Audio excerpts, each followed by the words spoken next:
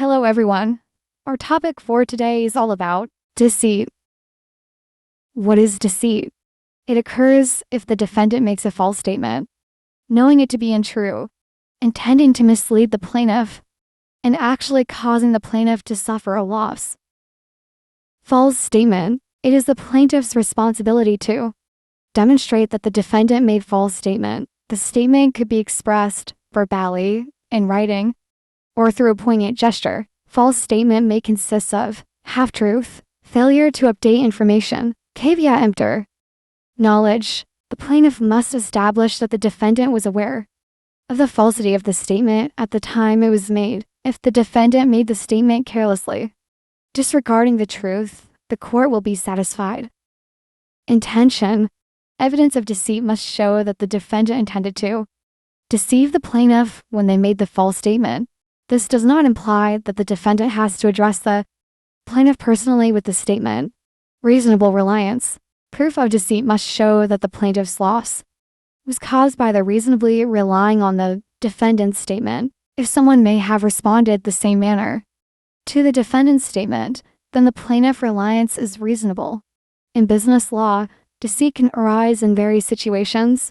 For example, if a seller knowingly sells a product that's substandard or defective, they may be liable for deceit.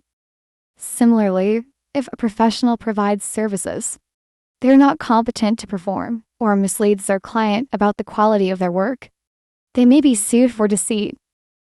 Remember, proving deceit can be challenging, since it requires demonstrating the defendant's knowledge and intent to deceive.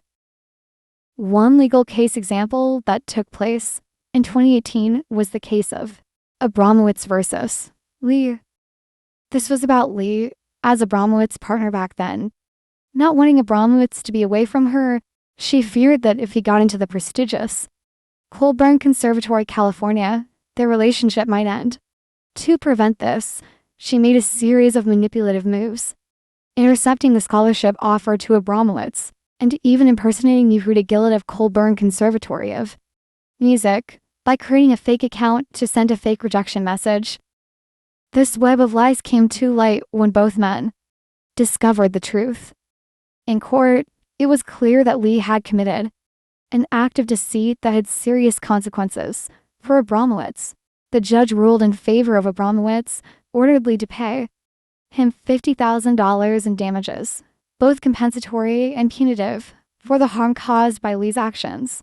The evidence showed that the majority of Yehuda Gilad's scholarship students have an easy and profitable journey to the pinnacle of the music industry. Taking that into consideration, the judge awarded $300,000 for the loss of the scholarship, the educational opportunity, and future income. So, what do we learn from this? It's a stark reminder that actions have consequences and that deceit can lead to unintended results. I would like to share my firsthand experience from a company back in 2010. I saw their job posting on the newspaper and got an interview scheduled the following day. Before the orientation, the hiring associate asked who came for the interview alone and who didn't know anyone inside the room. Out of too many applicants, 8 of us raised our hands. Since we didn't know anyone inside that room, a representative from the company escorted those applicants out of the room, leaving 8 of us who came alone. Then a man called my name and told me that I got hired and proposed a very impressive starting salary and benefits. But I needed to start on that same day. He claimed that they have company initiation called One SEP or One-Time Selling Program. He made one of his employees supervised me in the initiation. They wanted me to sell this electric steamer for a very high price. Something is not right, I said. The employee overheard me. But she still forced me to sell the product or else I won't get the job. But since I am eager to have a job, I bought the product myself, though the contract stated that I am not allowed to purchase the product for myself. The employee who was supervising me that time didn't stop me. Then she announced that I completed the initiation. They asked me to report for work the next day. But still suspicious with the company, I tried to search for the social media account of the employee who supervised me that day. To my surprise, she told me that she already quit after. I purchased the product. She's just forcing me to sell it so she can have her money back. She even said that she was with the company for 2 days.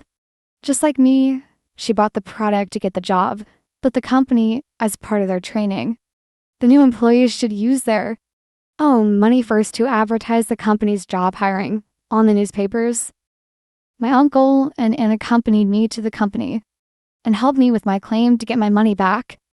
My uncle, as the barangay captain at that time, informed them that he will never sign the renewal of the company's barangay business permit ever again and alerted our city hall about the fraudulent acts of the company. Try to research about an unknown company first before applying. Look for other people's review and search it using search engines. By doing so, it may save you from potential frauds. When in doubt, trust your instincts. Thank you so much for tuning in today. If you found this legal tale interesting and enlightening, be sure to like this video and share it with your friends. Stay safe and keep making good decisions.